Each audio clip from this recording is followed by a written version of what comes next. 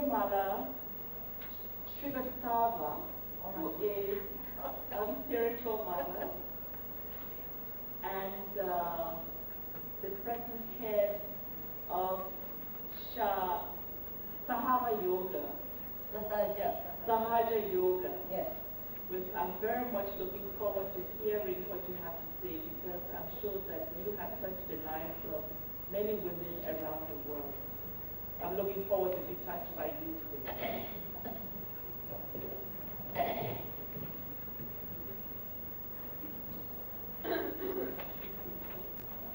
Mine won't be 10 minutes or 15, I'm sorry to say. I never thought of the timing, how much time. You can just summarize what you have written.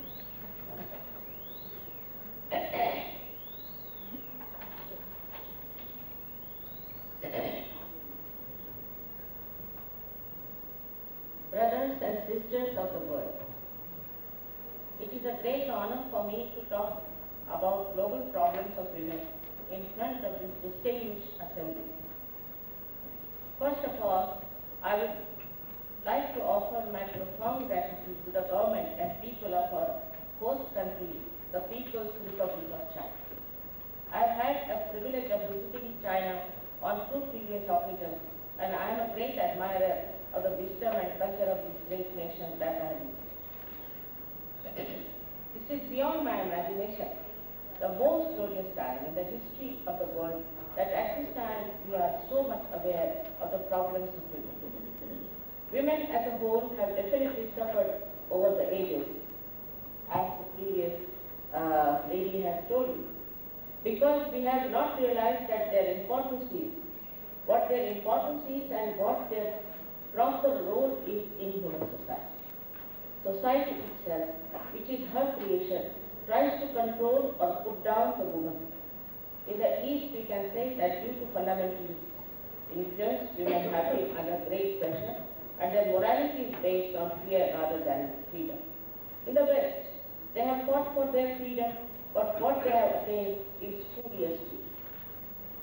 The women in the West have freedom to abandon all social and moral values. Thus, in the East, we can say that most of the women are timid, oppressed, and cannot express themselves, while in the West, we find most of the women are reduced to a sex activity. They are free to expose their body. Their anxiety is to appear in fashion advertisements and rarely seek popularity. Most of them accepted this position because otherwise they could not have survived in that chaotic world of the West. What most of the women in the East regard as very humiliating and degrading is regarded as something very glorifying in the West. I've seen both the worlds very deeply, and I feel that unless and until we bring a new culture by which women from the East and West can both rise in their own esteem and express themselves in such a way that they create high moral standards for their society. Women neither in the East nor in the West will rise to their full stature of feminine speciality. The speciality is that if women are respected for their womanhood, understanding what they are capable of and how they can empower themselves, with all the education needed, all the security will be provided to them, and they will provide security to the society. All the fundamentalists who talk of religion expect women to be absolutely moral, and the men can do whatever they like. I feel we have to educate men more than women. Because the idea of war comes also only from the men beginning.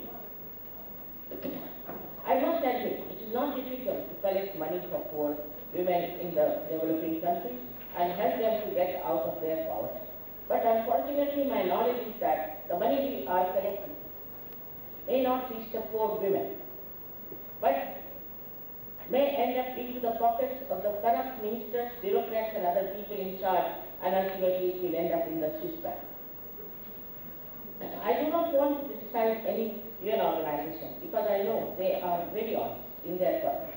But they must be made aware of what is happening under the table. We in India have two very big states called Uttar Pradesh and Bihar, which are very much helped by UNICEF. as well as the World Health Organization. UNICEF started a project called Angan, meaning courtyard, where the children were to be educated and brought up in a proper shape. This project is not working at all for the children, but all the money goes into the pockets of all the corrupt people who are in charge of that project, and the children do not even get 2% of what is being sent for them. Same with the World Health Organization, which is sending medicines and equipment to India. These medicines are sold in the market and are completely used by the recipients for their own gains. The same happens to WHO equipment, so the poor people never get any benefit and they remain all the time helpless. All this money is called dirty money, but goes to the clean Swiss bank. A large part of the loans which the World Bank gives to the developing countries is also siphoned back to the personal accounts of the corrupt officials maintained in Swiss banks. Thus, all these developing countries are indebted to the World Bank but have no money. The money is in the Swiss bank. So I would request the UN to take this up with the Swiss bank and request them to return all such money which has been siphoned to the very corrupt people and give this money to the UN so that the UN can utilize it for the education of women and other purposes, as well as for distributing to people under very effective vigilance.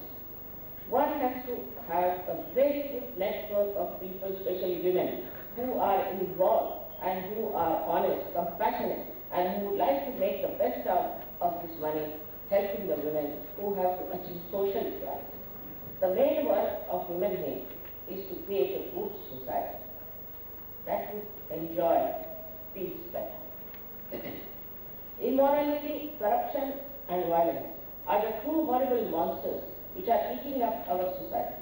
I would blame the mothers of these for corrupt and immoral persons because they fail in their duty as mothers in their child.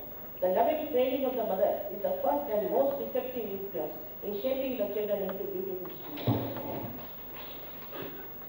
Mothers who never try to guide with great concern and love, or the wives of the daughters who are falling into the fear of the men or of the destructive culture, have not done their duty as integral members of the family to strengthen the moral fiber of the men. It is important also to see how children are treated in these two cultures of East and West. What we see in the East is that the children would listen to their mothers if they are not under fundamentalist culture. This culture relegates women to the level of an inferior human being, fit to be dominated by men and children. In the West, also the same thing happens. Children don't respect their mothers. Neither do they listen to them. I feel this is because generally the Western women spend more time looking after their body and looks than on looking after and loving their children. The liaison between the mother and children weakens and breaks. It is for this reason that many children become street urchins and violent. Fortunately, there are still many families in the East and some in the West who deeply defy the corrupting influence of today and look after their children and bring them up properly. But still I must say that the children in the East are not that much doing as they are in the West. The reason also is that in the East there are many people who have not taken to fundamentalist culture or to the Western culture and have a very good society and produce children who are exceptionally good, though this number may not be very great. But whatever culture they have inherited since long traditionally is very much ingrained in them, and to them the moral value system is the highest, more than money or power. The West is full of problems. Though they have money, they don't have peace within themselves. The truth is that women are the potential power of a civilization and everything. It is evident that women are the creators and the preservers of the entire humankind. This is the role which the Almighty God has given, assigned to them. Seeds cannot create anything by themselves. It is the Mother Earth which provides the flowers and the fruits and other bounties. Similarly, it is the women who create the child, who nurtures the baby and eventually brings up the citizen of tomorrow. Women must therefore rank with Mother Earth as the edifice of the entire humanity. Unfortunately, men have utilized muscle power to gain a dominating position over women. They have not recognized that women are complementary and equal, but not similar partners in, in human endeavors. A society that does recognize this fundamental truth and does not give to women their rightful role is not a civilized society. In my own country, there is a saying in Sanskrit, Yatra Naraya Pujante Tatra Ramante Devata, which means that where the women are respected and respectable, there resides the gods of our well-being. So it is for us at this moment to understand the value of this great power that is given to us by our Creator. But what do we find, whether in the East or the West? Women have not been able to give a full manifestation of their graces. I am not suggesting at all that the only role of women in human society is that of the mother, the procreator and the preserver of children, or that of a wife or a sister. Women have a full right to participate as equal partners in every aspect of life: social, cultural, educational, political, economical, administrative, and the rest. In order to prepare themselves for this all-pervading role, they must have the right to education in all branches of knowledge. But if they are mothers, they have a great responsibility towards their children as well as their society. Men are responsible for politics and economics of the country, but women are responsible for the society. Women can also support men. They can make leading part, of course, in any position. But it is very important that they should not forget they are women who have to manifest deep motherly concern and love. If they become manly and aggressive, the balance of the society cannot be maintained. At the same time, I must admit that while we ask for the rights of women, we must also stress the fundamental duties of women to the human society. If the women in the West are those who are educated in the West, also some others are educated. I have gone to the other extreme when they are taking to political, economical or administrative roles to compete with men. They have become much too selfish, self-centered and ambitious. They have no more their soothing, pleasing qualities which can bring peace and balance. On the contrary, they become dominating, pleasure-seeking individuals. They are far more worried about their physical attraction than about having a pleasing, sweet and dignified personality. They give in to their baser much faster than men, wittingly or unwittingly. All this leads to chaotic societies and children grow up into street urchins preparing for wars. What we need is a balance between the two extremes. We need women as equal but not similar partners with men, but with a subtle understanding of the nature of men and how to bring them into the center with their inner balance. We need balanced women in order to have a balanced human race with peace within itself. You might say, oh, this is excellent in thought, but how do we achieve this state of balance? How do we stem the tide of diseases, corruption, immorality, immaturity, and violence? How do we end the present state of conflict and confusion? How do we bring about peace within every mind and heart? I very humbly submit that there is an answer to these questions. There is a new way. If you permit, should I say the present and new state? Yeah, if you can just help them, because you have 3 more minutes. Okay, you have 3 more minutes. Whatever I am going to tell you now is not to be taken for granted. You should, of course, have your minds open like science and treat whatever I am saying as a hypothesis. If this hypothesis can be proved, then you have to accept it as honest person, as absolute truth, because it is for your benevolence. It is for the benevolence of your family. It is for the benevolence of your country and for the benevolence of the whole world. I am here to tell you about the last breakthrough of our evolution. This breakthrough of our evolution is in our awareness, has to happen in this modern time, and has been moreover recorded in the writings of many seers. These are the times called as the decadent times, last called by great Saint Vyasa. who has written the Gita. And it is the decadence of humanity that we see around in every way possible. And unless and until we improve that, wars cannot be avoided. Now I would like to tell you the secret knowledge of our inner being, which was known in India thousands of years back.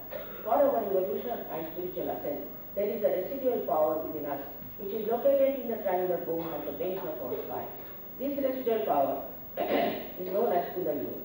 Though the knowledge of this power was available thousands of years back in India, the awakening of the Kundalini was done traditionally on an individual basis only. One guru would give awakening to one disciple. As a result of that awakening, what happens is that you achieve your self-realization, your self. Secondly, when this power is awakened, it rises and passes through 637 energy centers in your body, nourishing them and integrating. Ultimately, this power breaks through the fontanelle bone area, called as the Talu or the Brahmaranda, and connects you to the all-pervading power of divine love, which is described in the Bible also as the cool breeze of the Holy Ghost, also in the Quran as Ruh, and also in the Indian scriptures as Param Chaitanya. Patanjali has called it as Ritambara.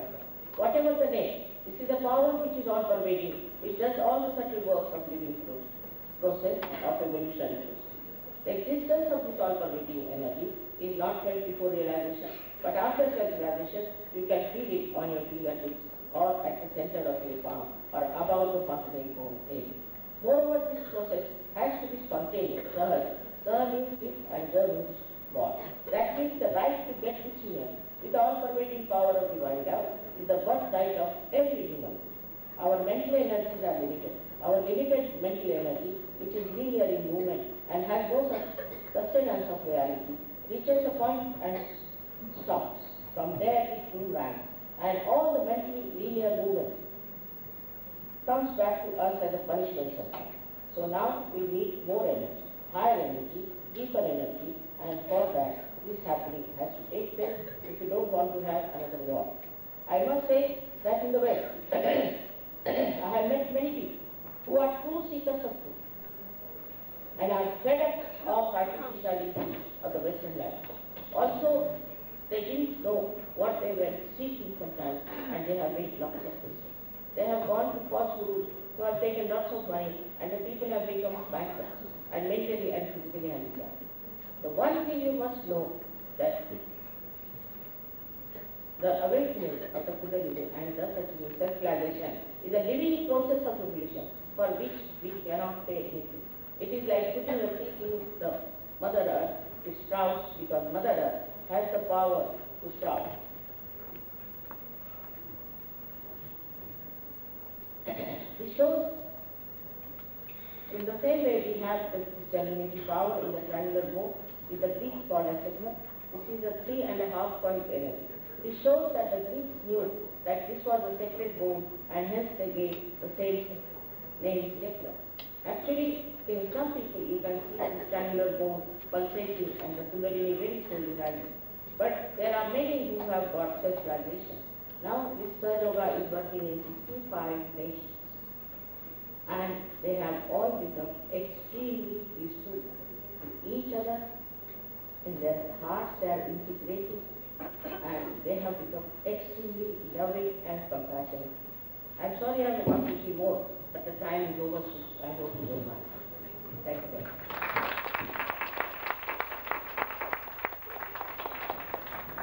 Thank you very much. I'm so sorry that you have to rush over the key points.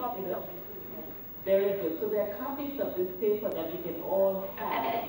And I think the beauty of it is that it points to a method that we can all use for self-realization that will help us to become peaceful people and have peaceful relationships with others. That's what I gained so far from what you said. I hope I got the right message. Thank you very much. Okay. Thank you very much.